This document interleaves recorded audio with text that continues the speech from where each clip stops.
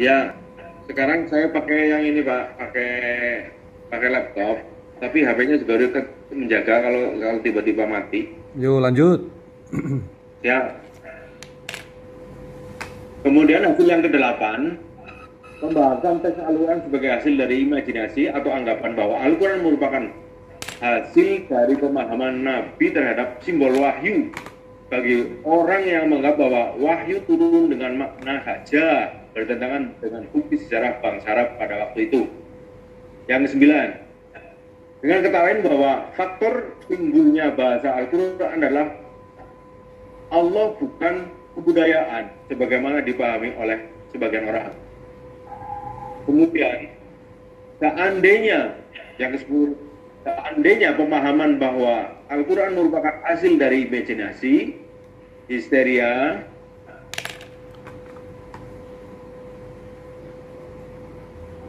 epilepsi ataupun merupakan hasil budaya verbal dengan latar sosiokultur tingkat pemikiran bangsa Arab pada waktu itu tak dipaksakan, niscaya anggapan tersebut akan bertentangan dengan pesan teks Al-Quran yang digunakan Nabi. Logika yang berkembang pada masa pra-Islam sebelum ada pemikiran mengenai proses penciptaan manusia. Dan yang 11, Al-Quran sebagai teks pada hakikatnya bukan terhadap segala bentuk interpretasi apapun. Sebab ketika sebuah teks tulis maka pembaca berhak menyikapinya dengan caranya sendiri. Al-Quran sebelum dikodifikasikan diserikan dalam tradisi verbal oleh para sahabat Nabi. Kemudian yang 2, manusia bukan berarti tidak mungkin menangkap pesan author atau pengarang yang dikandung oleh Al-Quran. Nafsir dapat menangkap Allah melalui karakter dan susunan bahasa Al-Quran serta pemahaman awal Islam.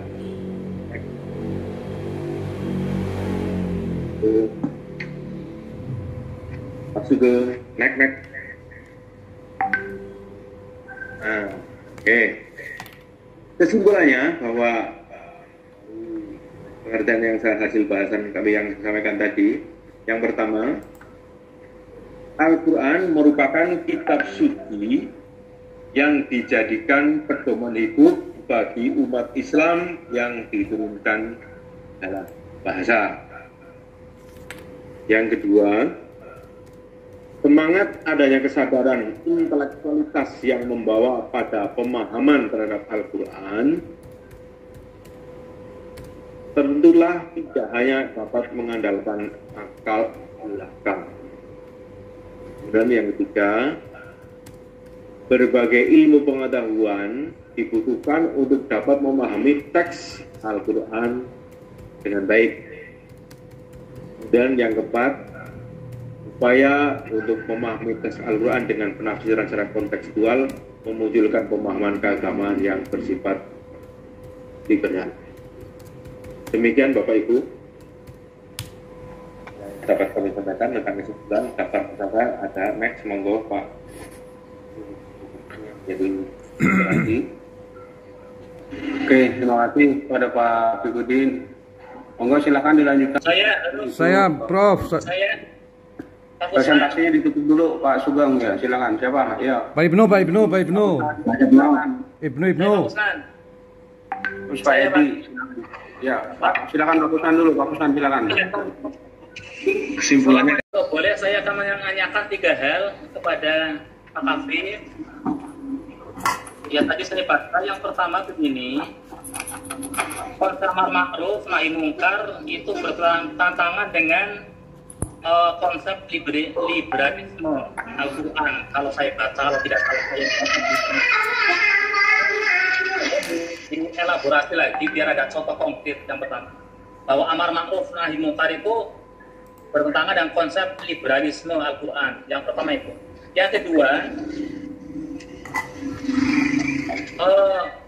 penafsiran dari pemakalah yang mengarah kepada liberalisme Al-Quran ini dilihat dari hermeneutika atau esensi yang lain begitu. Sebab penafsir bergaya modern itu kan banyak gitu loh. Ada yang hermeneutika, ada yang apa namanya lain-lainnya gitu. Ini mohon diterangkan lagi. Yang menjurus pada liberalisme Al-Quran itu yang kayak apa ya? Dari sisi mana? Yang ketiga, yang terakhir, pertanyaan saya, dari sekian 16 halaman yang saya baca, belum ada analisa dari pemakalah pendapat. Jadi analisa pemakalah tentang liberalisme Al-Quran itu yang mana itu? Apa mungkin saya yang belum bisa membaca atau bagaimana? Dari 16 halaman itu kayaknya belum ada analisa dari pemakalah. Terima kasih. Wassalamualaikum warahmatullahi wabarakatuh. Salam. Silakan Pak Edi. Berikutnya Pak Edi. Terima kasih, Prof. Mungkin pertanyaan saya karena betul-betul ketidakpahaman kami sesuai dengan latar belakang pendidikan saya yang terkait dengan apalagi terkait dengan Al-Quran. Jadi pertanyaan kami sederhana terhadap makalah ataupun yang tadi melakukan presentasi saudara kami Kiai Haji Afifuddin Idrus.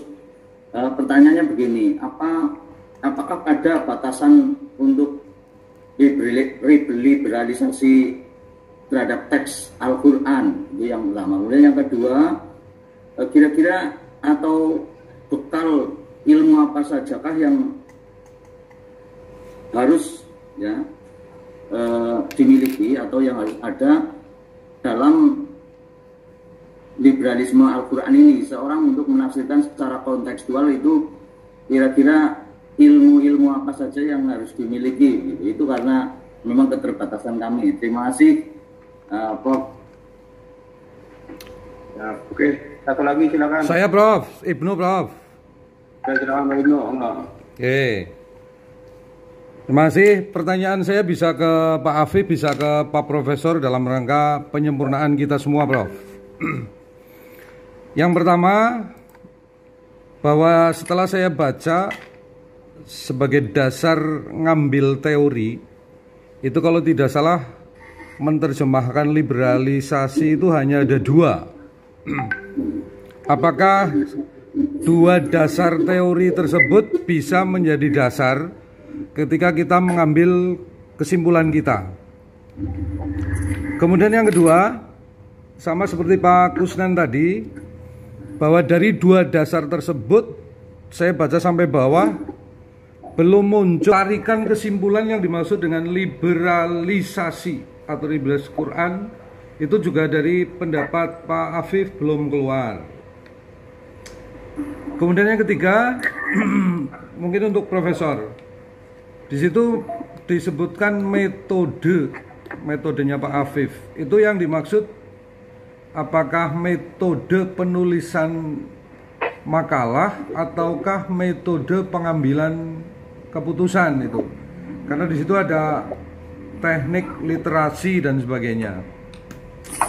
Kemudian yang kelima, Pak Profesor dan Pak Afif, kata liberalisasi di atas itu adalah merupakan bebas ya.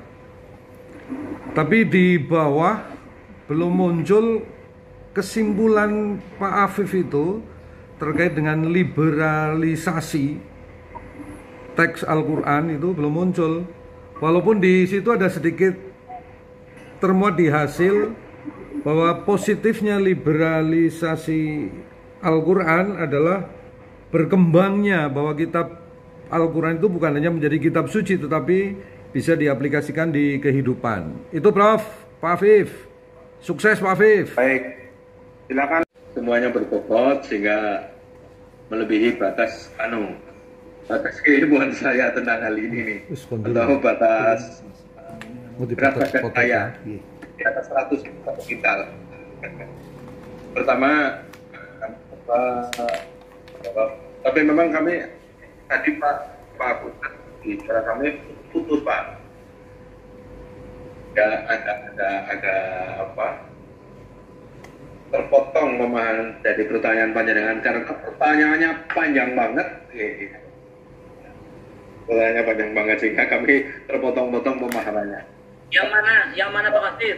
Yang pertama Yang pertama begini, panjenengan menulis bahwa amar ma'ruf itu ya bertentangan dengan konsep liberalisme Al-Quran. Ini mohon ada penjelasannya. Itu di halaman berapa itu? Begitu. Mohon mau diterangkan ini. Amar ma'ruf nahi mungkar bertentangan dengan konsep liberalisme Al-Quran. Terima kasih.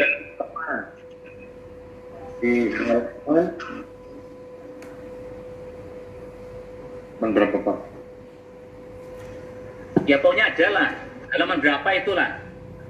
Ini kan mohon panjenengan bertanggung jawab. Ini artinya analisanya ke sana gitu. Ya. Liberalisme. Jadi mungkin nanti kami, karena kalau kita liberal itu kan Pak Iglu juga menanyakan itu pada pertanyaan yang pertama, kemudian pertanyaan yang keempat tentang liberalisme, pendapatnya baru 2 seperti itu. Tapi analisa penulis kami ini memang apa ya, satu intelektual gitu.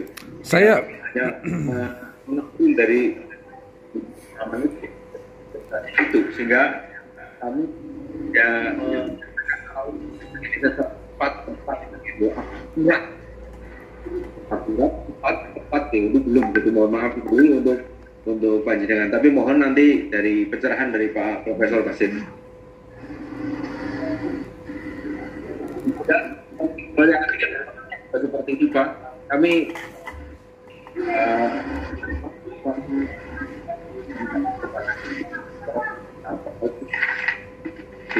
bisa ditayangkan lagi apa nggak usah itu Pak hasil pembahasannya Pak. Pak Sugeng. Halo? Tentang hermeneutika. Iya, nomor 2 ya. Ya. Nomor 2 begini. Panjenengan kan judulnya kan liberalisme Al-Quran. Ini dilihat dari sudut mana begitu? Dilihat dari sudut mana? Mungkin dari sudut hermeneutikanya, sudut penafsiran, konteksnya atau penafsiran dengan historisnya gitu, yang menuju pada liberalisme Al-Quran gitu. Ini mohon ada ya sedikit elaborasi bagaimana lah dari makalah panjenengan kan ya dijelaskan gitu loh. Dari sudut ini gini gitu. Ini kan masih secara global. Panjenengan membawa mengambil pendapat sana sini belum ada analisanya gitu loh. Mohon maaf ya. Iya, betul. Ya, betul. Oke.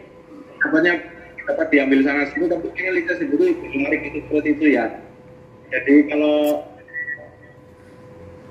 hermeneutika yang sepanjang yang saya tahu ini bisa kita lihat, bisa sudah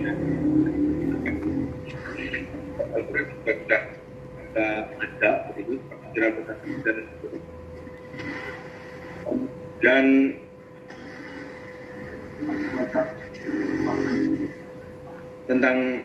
tentang Al-Quran sendiri kami di bagian hasil yang terakhir kalau tidak keliru itu bagian kesimpulan apa ya itu juga disebutkan di situ tentang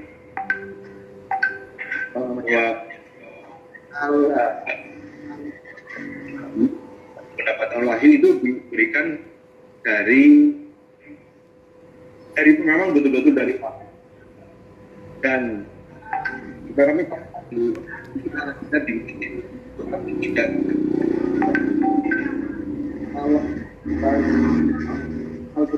turun dengan kehendak apa atau bisa ditafsirkan dengan kehendak manusia atau bisa berubah menyelesaikan dengan kalau tidak saya wahyu maka bisa dirubah. Tapi yang dirubah adalah atau perspektif kita dalam memahami Al-Quran itu sendiri. Dan itu apa itu saja. Rasanya apa dan pekalnya apa saja. Ini yang agak susah. Kalau batasan sendiri, kalau sepanjang yang saya tahu,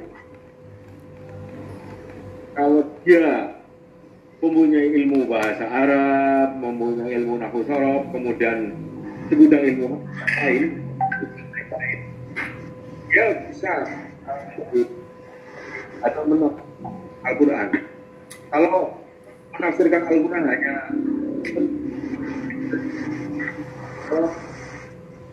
guru dan mengarah pada liberalisasi, bebas sekali kita mengartikan apapun itu seperti itu.